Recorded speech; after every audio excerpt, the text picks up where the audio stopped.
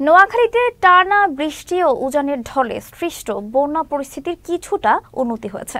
ধীরে ধীরে কমতে শুরু করেছে পানি, তবে এখনো ঠাঁই নেই আশ্রয় কেন্দ্রে। পানিবন্দী অন্তত ২১ লাখ মানুষ।